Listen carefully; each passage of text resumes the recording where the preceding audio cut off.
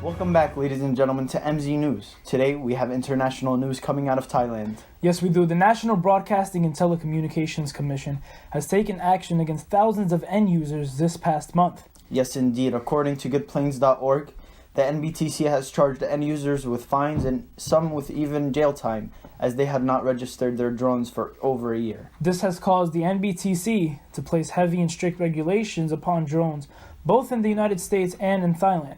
In fact, sources say that out of 50,000 drones in Thailand, only 350 were registered. Today, we will have two speakers from Interdrone and Drone Deploy, one of the biggest drone manufacturers, end user companies, and even organizers in the country to explain to us their roles in different categories and specialties with these drones. We will first have Dr. Ades from Drone Deploy explain the funding behind these machines and how they're able to control these drones from behind screens. We will be back right after this short break. Ground control to Major Tom.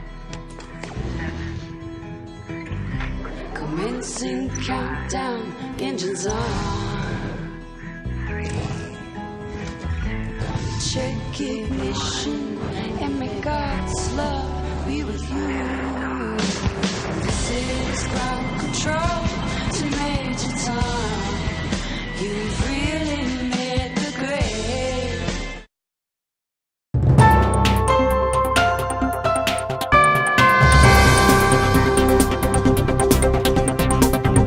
We are back here on MZ News with Dr. Ades from the Interdrone Incorporation, and we have a few questions for Dr. Ades today. Dr. Ades, please talk to us about the funding of your incorporation. Of course. Now, the funding for this machinery is really, really complex due to the fact that we require a large investment that would be made into the quality that we utilize to make these devices. And one main source of our income is straight from the drone industry itself, which is now a high-flying investment. The drone industry is worth tons right now, and many people are making investments because each drone requires a certain capability and certain features, and each drone is unique to its own unless there's multiple copies. And with us being able to purchase quality metal and quality products for our drones is quite essential to our business and how we're managing our drones and how we're actually selling them and having them out on this market. So, what is the value of the drone industry today? Well, it's valued at about $120 billion right now. Wow. And the drone population is increasing significantly. Consumers are just buying these beautiful machines because they're literally becoming better every single day. And they're being utilized for things that are now working in everyday modern day world.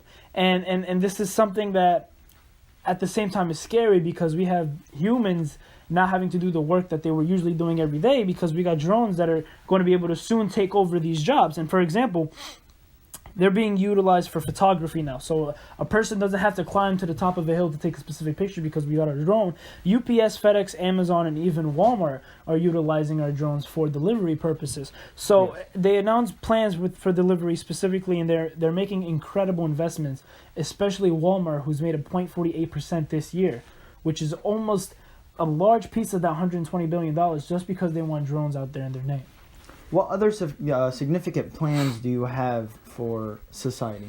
Well, besides the fact that Amazon Prime is now going to start to sign a contract with us to utilize some drones for their business, of course, their Amazon Prime business, which is now one of the top businesses in the world, and they need these next-day deliveries sent out. So that's where we come in with our drones, and we have these drones. We sat down with them. We had a contract with one of their agents where we're going to agree on a certain amount of drones, and they're going to put down a large investment for us to manufacture these drones the way they want and have them strictly work just for Amazon. Another significant plan that's coming up soon is with Disney. Disney is now implementing our drones into their fireworks shows and all of their theme parks. So that's something to look forward to in terms of recreation and entertainment. Thank you. In terms of mobility and upkeep, how do you guys manage these?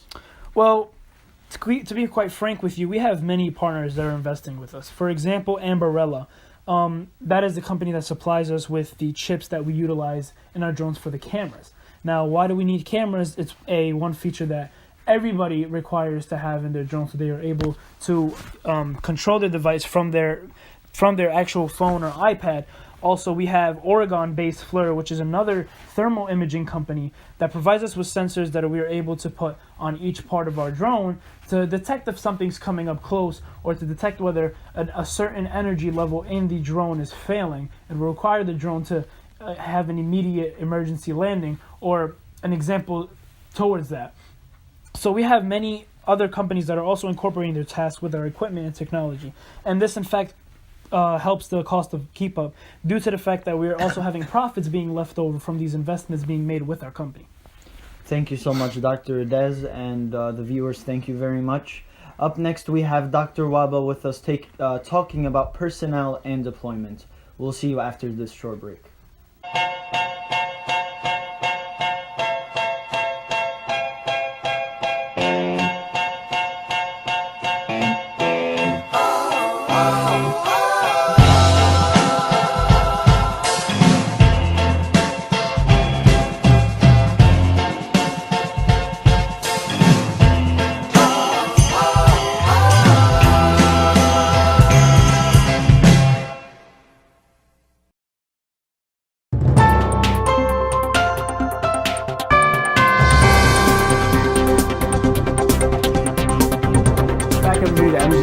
Today we have another special guest from Drone Deploy.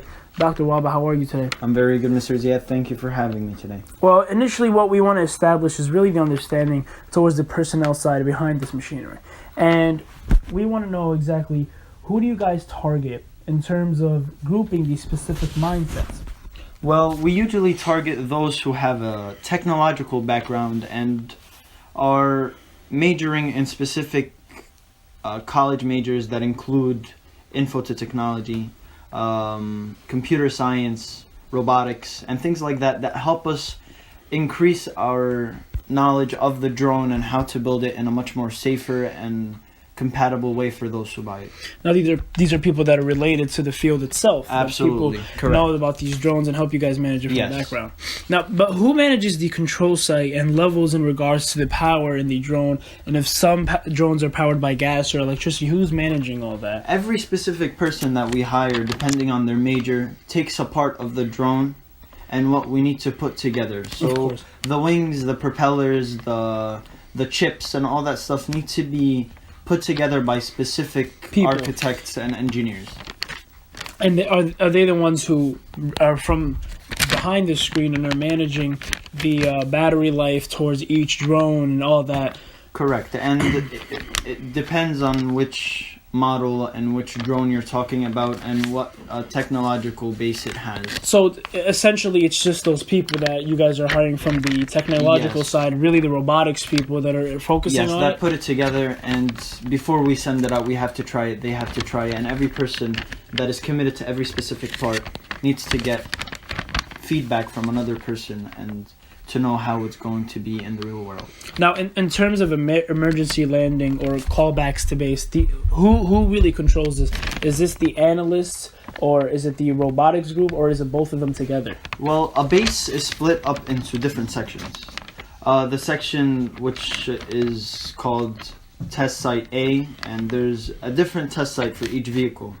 And this is in terms of deployment. Yes, exactly. And for the maintenance center, we take drones at least once a week in order to inspect every single part. Like I said before, every specific person that takes care of a specific part needs to understand how to keep each part in stabilized, and in order for it to run in a much more.